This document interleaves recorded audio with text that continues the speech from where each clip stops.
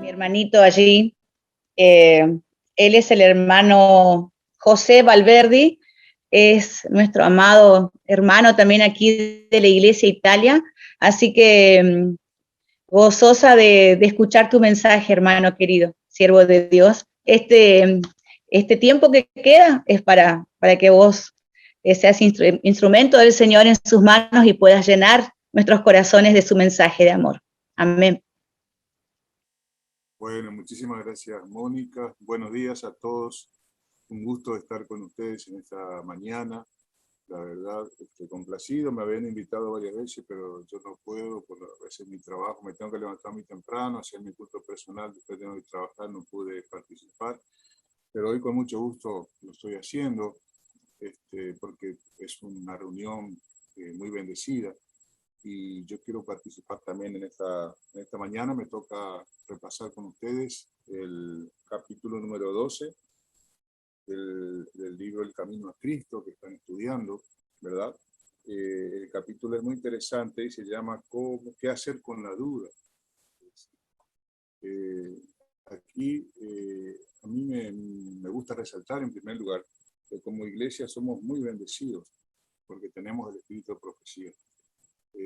Otras iglesias no tienen la posibilidad de tener una Elena de White, por ejemplo. Este libro es un libro maravilloso. A mí particularmente, después de la Biblia, es el libro que más me gusta, Elena de White. Es un libro que yo siempre llevo a todos lados, porque usted sabe que viene en tamaño de bolsillo. Y cada vez que me asalta alguna dificultad, se recurre a los párrafos de este librito, ya hace muchos años, que es mi compañero. Y la verdad que como hijos de Dios debemos estar agradecidos al Señor porque a través del Espíritu de Profecía se nos aclaran muchas dudas y el Señor nos enseña el camino que tenemos que andar cada vez que estudiamos la palabra de Dios. En este capítulo, la hermana Pay comienza diciendo, muchos, especialmente los que son nuevos en la vida cristiana, a veces se sienten turbados por las sugerencias del escepticismo. En la Biblia hay muchas cosas que no se pueden explicar o siquiera entender. Satanás las emplea para hacer vacilar su fe en las Escrituras como una revelación de Dios. Preguntan, ¿cómo sabré cuál es el camino correcto? Si la Biblia es la verdad, la palabra de Dios, ¿cómo puedo librarme de esas dudas y perplejidades? Y fíjense lo que dice a continuación. Dios nunca nos pide que creamos sin darnos suficiente evidencia sobre la cual basar nuestra fe. Su existencia, su carácter, la veracidad de su palabra, todas estas cosas están establecidas por testimonios para que apelan a nuestra razón y tales testimonios son abundantes.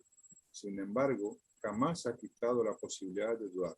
Nuestra fe debe reposar, y acá dice algo muy importante, sobre evidencia y no sobre demostración. Porque si ustedes recuerdan, en la Biblia se mencionan varias oportunidades, casos en que los fariseos, por ejemplo, le pidieron a Dios, a Jesús, que hiciera un milagro, y dice, haz un milagro y creeremos en ti. Le dijeron en varias oportunidades, inclusive cuando estuvo allí pendiendo en la cruz, le dijeron, baja, haz un milagro y baja de ahí, vamos a creer que tú eres el Hijo de Dios. Sin embargo, esa no es la forma de edificar la fe cristiana. Hoy en día, muchas de las denominaciones religiosas dicen, ven a buscar tu milagro, ven a buscar tu milagro.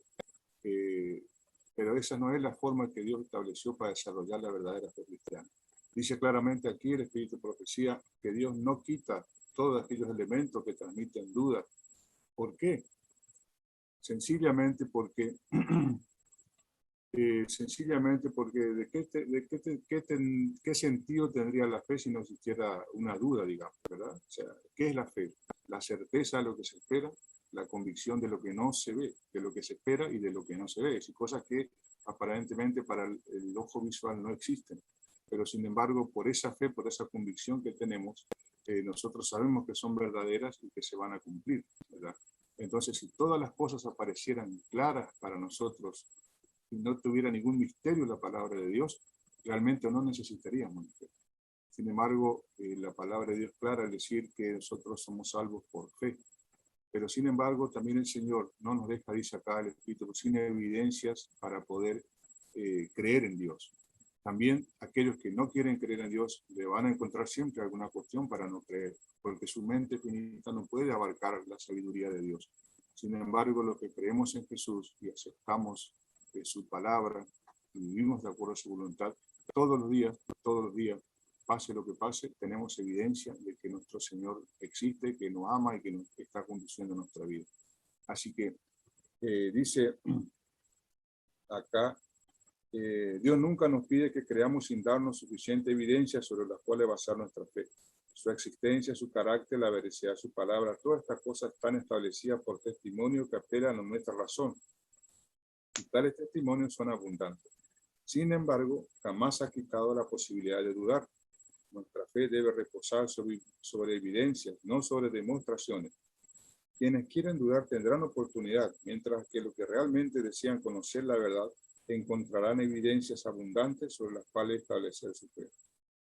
Es imposible para una mente finita del hombre comprender plenamente el carácter de la obra del infinito.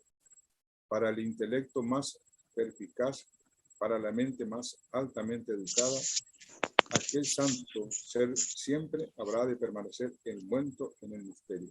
Y dice acá, ¿puedes tú descubrir las cosas recónditas de Dios? ¿Puedes hasta lo sumo llegar a reconocer al Todopoderoso? Ello es alto como el cielo. ¿Qué podrás hacer? Más hondo que el infierno. ¿Qué podrás hacer? ¿Qué podrás saber? Es decir, nosotros como seres humanos jamás vamos a poder entender a Dios. Ni siquiera en el cielo vamos a poder entender totalmente las dimensiones de Dios. La duda va a existir en el cielo, nada más que allí la duda no va a tener un sentido destructivo como tiene ahora. Allí la duda va a ser una ansiedad de querer conocer más de la palabra, más de Dios, más de la naturaleza de Dios hacia nosotros.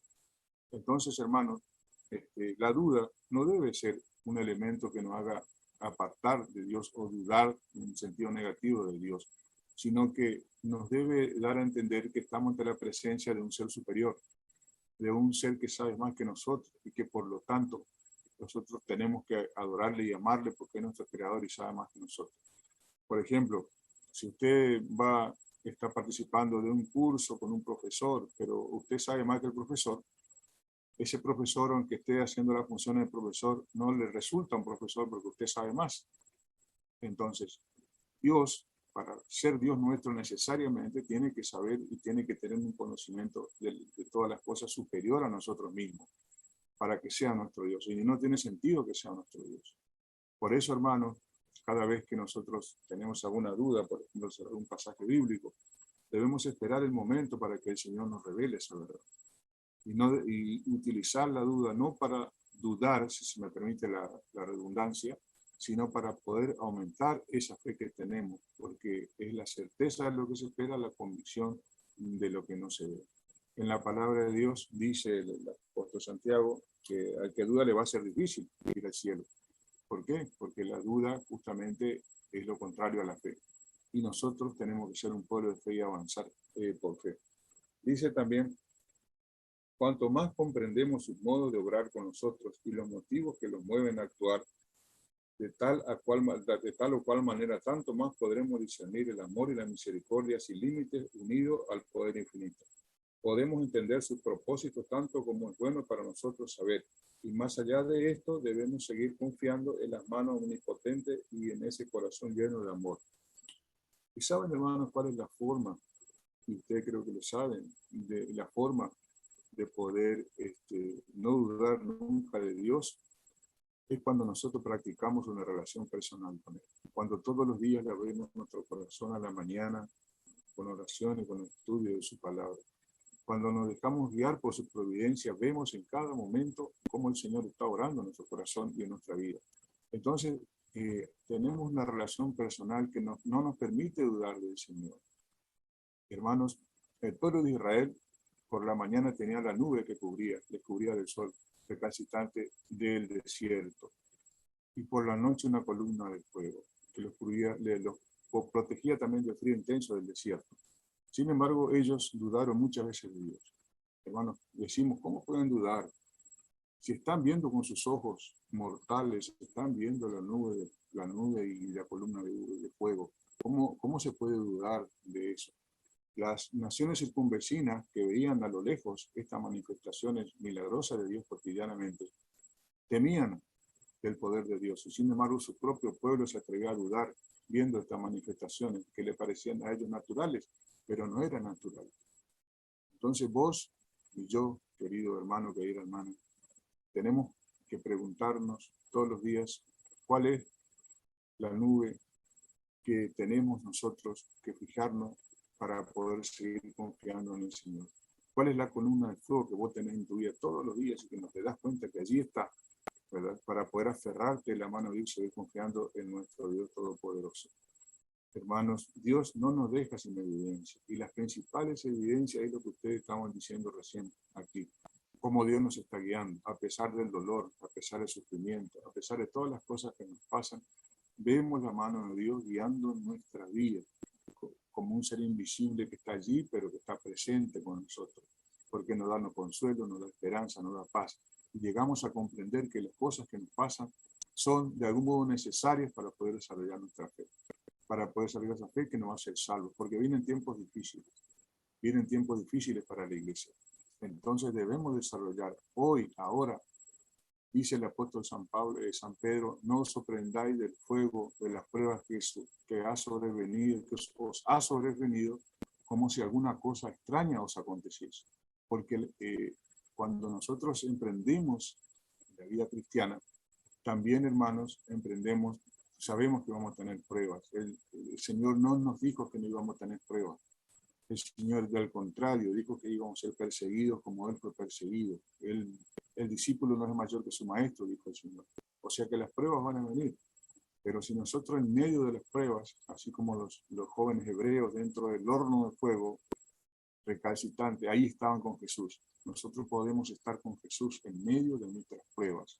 Entonces nuestras dudas respecto de cualquier cosa de la vida se van a aclarar y se van a ir fortaleciendo. Y pase lo que pase, hermanos, vamos a confiar en el Señor. Pero eso solo se logra si cotidianamente tenemos una relación y cultivamos una relación personal con nuestro gran Dios y Salvador. Dice también la hermana Fay, la palabra de Dios como el carácter de su autor divino presenta misterios que nunca podrán ser plenamente comprendidos por seres finitos. La entrada del pecado en el mundo, la encarnación de Cristo, la regeneración, la resurrección y muchos otros asuntos que se presentan en la Biblia. Son misterios demasiado profundos para que la mente humana los explique e incluso los comprenda plenamente. Pero no tenemos razón para dudar de la palabra de Dios, porque no podemos entender los misterios de su providencia. En el mundo natural siempre estaremos rodeados de misterios que no podemos sondear. Aún las formas de vida más humildes presentan problemas que el más sabio de los filósofos es incapaz de explicar. Por todas partes se presentan maravillas que superan nuestra percepción mental. Por tanto, fíjense lo que dice acá. Debemos sorprendernos que también en el mundo espiritual encontremos misterios que no podemos sondear. La dificultad está únicamente en la debilidad y estrechez de la mente humana. Dios nos ha dado en las Escrituras suficientes evidencias del carácter divino de ellas y no debemos dudar de su palabra porque no podemos entender todos los misterios de su providencia. Qué interesante. Yo no sé cuántos de ustedes conocen todos los misterios de la vida de la naturaleza. Yo creo que ninguno, ni yo tampoco. Y sin embargo no nos podemos plantear por qué esto, por qué aquello. Pero sin embargo el enemigo pone en nuestro corazón el dudar de la palabra de Dios y el dudar de la providencia de Dios. Hermanos, nosotros tenemos que luchar contra esas tentaciones, contra esos problemas y creer firmemente en la palabra de Dios, porque evidencias tenemos en nuestra vida espiritual y en lo que vemos en la vida espiritual de otros hermanos y también del cumplimiento de la palabra de Dios a través de la profecía y de sus promesas. La duda debe ser una cosa que nos debe impulsar a investigar y a saber por qué el Señor tal cosa, por ejemplo, o para qué tal cosa, y no llegar a querer entender lo que Dios no nos ha revelado. Porque si fuese así, si pudiéramos entender todas las cosas de Dios, Dios no sería un Dios para nosotros. Necesariamente tenemos que tener infinidad de dudas respecto de Dios, pero esa duda no nos debe hacer dudar del carácter y del amor de Dios. Dice, reconocer que no podemos entender plenamente las grandes verdades de la Biblia solo es admitir que la mente finita es inadecuada para abarcar lo infinito. Que el hombre con su limitado conocimiento humano no puede entender los propósitos de una omnipresencia, por cuando no pueden sondear todos los misterios de la palabra de Dios. Los escépticos y los incrédulos los rechazan, y no todos los que profesan creer en la Biblia están libres en este peligro. El apóstol dice, hermanos, que no haya en vosotros ninguno de vosotros corazón tan malo e incrédulo de apartar del Dios vivo. Es correcto estudiar detenidamente la enseñanza de la Biblia y hasta donde están reveladas en la Escritura. Investigar las cosas profundas de Dios, porque si bien las cosas secretas pertenecen a Jehová nuestro Dios, las reveladas son para nosotros. Pero es la obra de Satanás pervertir las facultades investigadoras de la mente. Cierto orgullo se mezcla con la consideración de la verdad bíblica, de modo que cuando los hombres no pueden explicar todas sus partes como quieren, se impacienta y se sienten derrotados.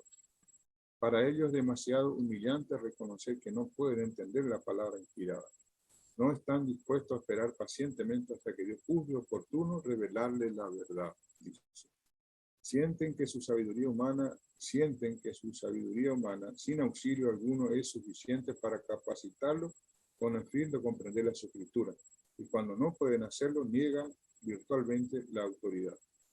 Estimados hermanos, por eso Jesús, y esta es mi opinión personal, dijo en alguna oportunidad que él prefiere a los humildes y no a los sabios de este mundo. Por aquellas personas que tenemos algún estudio, ¿verdad? Y conocemos nuestra capacidad de entender las cosas, confiamos más en nuestra capacidad al estudiar la Biblia para entenderla que en el poder del Espíritu Santo. En cambio, la persona que no tiene mayor instrucción, ¿verdad? Tiene la mente virgen de teorías y de muchas cosas, y entonces le resulta más fácil confiar en Dios y Dios más le puede utilizar a esa persona. Pero todos debemos ser como niños, dice la palabra de Dios. El intelectual como el menos sabio, el más humilde, debemos ser como niños para entregarnos, dejar nuestro orgullo en la mano del Señor, y Él nos revelará en su momento las verdades que nosotros no entendemos, tanto de la palabra de Dios como de las cosas que nos pasan en la vida. Porque también las dudas vienen por las cosas que nos pasan en la vida y dudamos de Dios cuando vienen muchas pruebas, algunas pruebas en particular. Queremos dejar de lado la confianza en Dios. Pero no te olvides, querido hermano, querida hermana, que es la certeza de lo que se espera y la convicción de lo que no se ve. Vos no vas a estar viendo en este momento quizás la respuesta de Dios. No vas a estar viendo que Dios se te está guiando en tu vida. No vas a estar viendo que Él está al control de todo lo que te pasa, que Él está trabajando en vos. Yo no sé si ustedes alguna vez vieron cuando un artista comienza a tallar la piedra para sacar una figura, una obra de arte. Yo, una vez observando esto, me preguntaba, ¿qué pasa si la piedra tenía sensibilidad y podía sentir cada vez que el cincel del artista golpeaba y le iba sacando las asperezas y le iba sacando las partes que no necesitaba para la figura que estaba haciendo? Me imagino el sufrimiento de esa piedra si es que hubiera tenido sensibilidad. Así el Señor está trabajando con vos y está trabajando conmigo. Te tocan las cosas que son más valiosas para vos, para que vos puedas confiar en el Señor. Te toca tu marido, te toca tu hijo, te toca tu salud, te toca tu economía. En estos días tan difíciles que estamos pasando a nivel mundial, porque el Señor quiere que aprendamos a desarrollar nuestra fe. Esa fe que nos va a llevar al cielo y que nos va a hacer salvos. Hermano, este es el momento. Y si el Señor está cincelando tu vida con distintas pruebas, con distintas dificultades, es el momento de confiar en Dios. Es el momento de poner todas las cosas en sus manos. Dejar que el cincel del artista te vaya formando, te vaya moldeando, hermano, porque te está moldeando para vivir en el cielo. Y yo te digo esto no porque yo sea más que vos. Yo estoy en la misma situación que vos. Tengo los mismos problemas que vos tenés. Tengo la misma lucha que vos tenés, hermano. Por eso te invito y me invito a mí mismo también a confiar en el Señor Jesús. Porque Él ya nos ha dado suficiente evidencia en nuestra vida pasada de que Él está con nosotros, querido hermano. Yo quiero decirte también que la hermana White dice también continuando, hay una evidencia que está al alcance de todos del más educado y del más ignorante, la evidencia de la experiencia. Dios nos invita a probar por nosotros mismos la realidad de su palabra, la verdad de sus promesas. Él nos dice, gustad y ver que Jehová es bueno. En vez de depender de las palabras de otros, tenemos que buscar por nosotros mismos. Él declara, pedid y recibiréis. Sus promesas se cumplirán. Nunca han fallado, nunca pueden fallar. Y cuando seamos atraídos a Jesús y nos regocijemos en la plenitud de su amor, nuestras dudas y tinieblas desaparecerán a la luz de su presencia. El apóstol Pablo dice que Dios nos ha liberado del poder de las tinieblas y nos ha trasladado al reino de su Hijo amado. Qué bendición, hermano, esta invitación. Y acá dice que Dios nos invita a probar por nuestra misma realidad la palabra de Dios. Es como cuando vas a mí me tocó una experiencia muy particular con un chico que vivía en un lugar de aquí de Argentina que no había ríos. Entonces él quería aprender a nadar, entonces estudió de distintas formas de nadar, los estilos para nadar en un libro y dijo, bueno, yo sé nadar, porque ya sé cómo se hacen los movimientos. Entonces cuando le tocó entrar en el río casi se ahogó, cuando vino por la zona esta de Formosa donde tenemos ríos. ¿Por qué? Porque ¿cuál es la única forma de aprender a nadar? ¿Cuál es la única forma de aprender a conducir un vehículo? Es practicando. A vos te pueden enseñar, te pueden hablar, te puedes leer todos los libros que vos querés, pero la única forma, hermano, de poder aprender a nadar y a poder aprender a conducir un vehículo es practicando. Y eso sucede con la vida cristiana. La única forma de poder edificar un carácter idóneo para el cielo es practicando una relación personal con Cristo cada día de nuestra vida. Y si tenemos caída, levantarnos. Y la duda es simplemente una prueba más que tenemos que soportar para poder desarrollar la fe. Y en la medida que vamos avanzando en nuestra fe cristiana, hermanos, nuestra fe se va fortaleciendo y nuestro carácter se está haciendo más similar al de Jesús, idóneo para ir al cielo.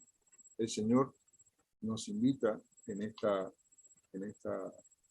mañana. Dice acá, otro párrafo que quiero compartir con ustedes.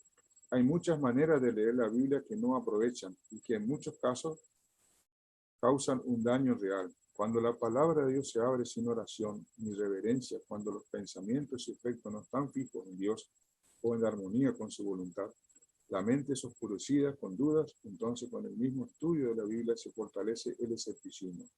El enemigo se posesiona de los pensamientos y sugiere interpretaciones incorrectas.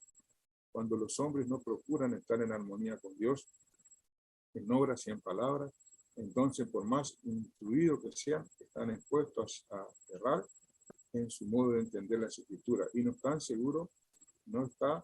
es seguro confiar en sus explicaciones. Los que acuden a las escrituras han de encontrar contradicciones, no tienen discernimiento espiritual. Con visión distorsionada encontrarán muchas razones para dudar y no creer en cosas que son realmente claras y sencillas. Hermano, en este momento en el mundo hay más de 40.000 religiones diferentes, o sea, 40.000 formas de interpretar la Biblia de forma diferente. ¿Por qué? Porque nuestra manera de interpretar se basa en el orgullo personal y Satanás utiliza eso para poder minar la fe de los que quieren estudiar la Biblia correctamente. Pero nosotros tenemos que darle gracias a Dios, hermano, porque tenemos el espíritu de profecía, porque tenemos la palabra de Dios, porque podemos confiar en que el Espíritu Santo nos está guiando cada vez que abrimos su palabra y cada vez que tenemos una experiencia genuina con el Señor. Así que yo les invito, mis queridos hermanos, apreciados, que estamos compartiendo este culto esta mañana, que cada vez que abramos la palabra de Dios, lo hagamos con humildad, con la confianza de un niño, que dejemos de lado nuestro orgullo, nuestras interpretaciones, nuestros prejuicios, y que dejemos que la palabra de Dios nos hable, que dejemos que el Espíritu Santo sea el que dirija nuestro entendimiento, que si surgen algunas dudas, la dejemos para el momento en que el Señor nos revele esa duda, que esa duda no sirva para menguar nuestra fe, sino que por el contrario, que ante esa duda reconozcamos que estamos frente a un Dios superior a nosotros, que sabe las cosas mucho más que nosotros, querido hermano, porque ese es el secreto de tener una fe victoriosa, esa fe que vamos a necesitar para vivir en el cielo y para soportar los tiempos difíciles que ya estamos viviendo y que se van a ir aumentando más adelante. Que Dios te bendiga, te fortalezca y te anime en este día, mi querido hermano, es mi deseo y oración en esta mañana. Entonces, si me permitís, querido hermano, vamos a orar para cerrar este culto. Vamos a inclinar el rostro y vamos a tener una palabra de oración.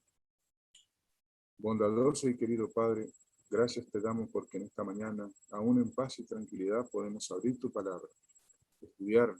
Gracias por la Biblia, pero también gracias por el Espíritu Profecía. Gracias por el camino a Cristo y por tantos libros que tú inspiraste a nuestra querida hermana Elena de White, para que hoy podamos marcar la diferencia en el mundo cristiano, porque sabemos la verdad y sabemos, Señor, que tú nos estás conduciendo.